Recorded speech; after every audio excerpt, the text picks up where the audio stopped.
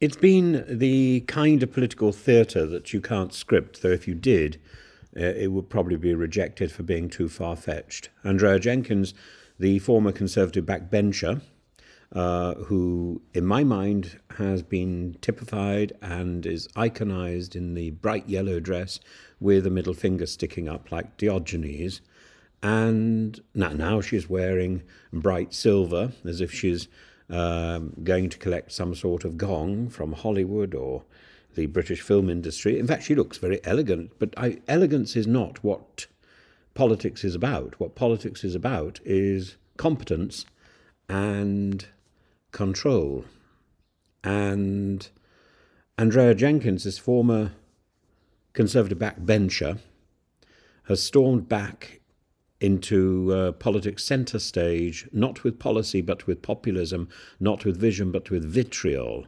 And having won the Greater Lincolnshire mayor position with a thumping 40,000 majority, she's declared war not just on illegal migration but on nuance itself. Tents, she says, are good enough for France, ergo they're good enough for Britain. The implication, hotel rooms for asylum seekers are an indulgence, humanity is a luxury, and the Home Office ought to swap out compassion for canvas. Well, I entirely agree that we should never have done a deal with the cheap hotels, keeping them running simply because the Home Office is funding them. We shouldn't, I don't think equally, we should be putting people who may well be perfectly legitimate and reasonable asylum seekers, we should be punishing them for the effrontery of coming to us and asking for help. Under the 1951 Refugee Convention. They're entitled to do that, and we have a duty to look after them. Instead, I think the Home Office should be doing its job, and it clearly isn't, and it hasn't been doing since Theresa May launched her hostile environment. In her now notorious victory speech, I suppose, delivered after rival candidates physically walked off stage in protest, Jenkins set the tone, part wounded martyr, part defiant demagogue, and she alleged a soul-destroying smear campaign, claimed the police were called on her, and casually mocked a fellow candidate's South African accent in the middle of a point about being parachuted in. Yeah, identity politics, but inverted, weaponized with a smirk. And somebody has, in the comments section, has suggested that I'm being misogynist for referring to her bright yellow dress. I think that's a fact, not an act of prejudice. In fact, I point out I rather like the bright yellow dress. She railed against asylum seekers, against hotels, against net zero madness, and against the entire political establishment. The audience didn't just listen, they fled. But perhaps that's the point.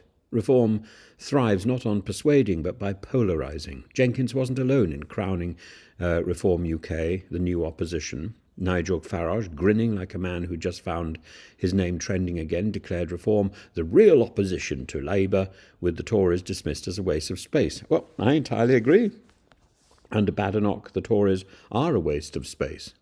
But on raw numbers alone, the boast carries a kind of momentum.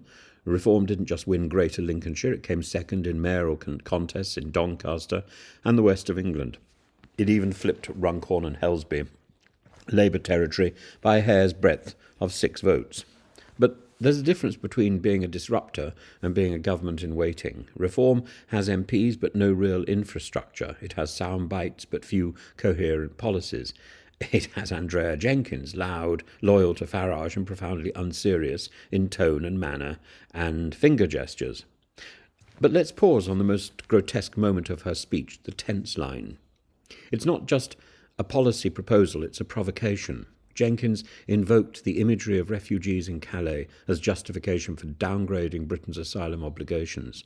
It's the politics of envy in reverse. It's if others suffer, let others suffer too.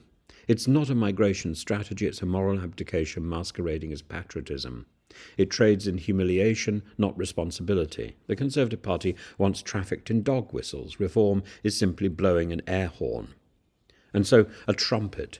And so both Keir Starmer and Kemi Badenoch find themselves boxed in. Starmer, now Prime Minister, faces mayors like Ross Jones in Doncaster who are openly warning him to start listening, and Andrea Jenkins in Lincolnshire. The winter-fueled debacle, the NIC hikes, the welfare tinkering have alienated swaths of Labour's base. Badenoch, still trying to stabilise the post-Johnson Liz Truss Tory fragments, must fend off the flank to her right, populated not by traditional Conservatives but by national populists who want to dismantle everything. Reform's appeal is crude but potent. They're unburdened by office, by ideology, by responsibility. In truth, both Starmer and Badenoch are walking tightropes, one between competence and complacency, the other between reinvention and irrelevance. And what Reform UK represents is not just a challenge to Labour or the Tories, it's a warning about the erosion of civic debate. When political capital is built on grievance rather than governance, you get theatre over thought, insult over insight. It would be easy to dismiss Andrea Jenkins as a cloud of absurdity, but clouds or clowns, indeed, as history has shown, have a habit of storming the stage when the audience is desperate enough. Send in the clowns, and Andrea Jenkins comes in. Reform is not yet a government, but it is undeniably a movement. Angry, simplistic, incoherent, but riding a wave of legitimate disaffection that Westminster has failed to answer. Why? Because Westminster is ruled by a bureaucrat who cannot raise the temperature of the room, Keir Starmer, and a twit who cannot construct a coherent argument, Kemi Badenoch. The tense may be a metaphor, but they're also a test, not of migrants but of us.